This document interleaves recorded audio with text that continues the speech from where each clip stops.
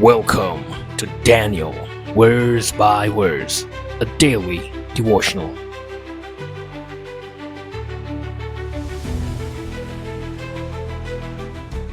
Culturally misinformed. Daniel 1:10. The chief of the eunuchs said to Daniel, I fear my lord the king, who has appointed your food and drink. For why should he see your faces looking worse than the young men who are your age? Then you will endanger my head before the king. Beef, it's what for dinner. Remember that commercial from 1993? Thanks to the $1 million slogans like this one, the idea that meat is essential for health became an ingrained cultural belief.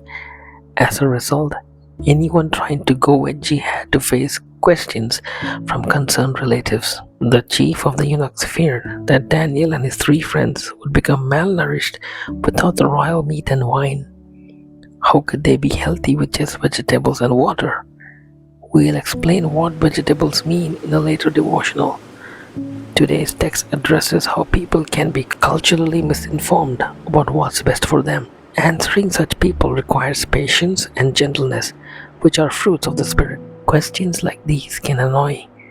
How are you getting your protein?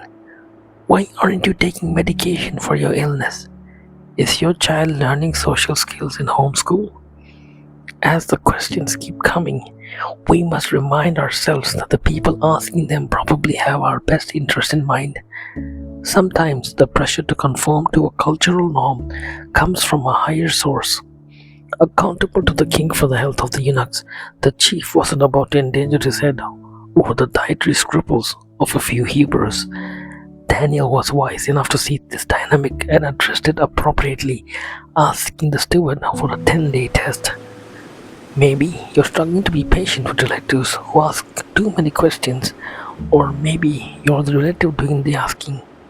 Remember that even the Israelites craving the meat of Egypt had questions about the manna. If God's own people can be culturally misinformed, how patient should we be with one another?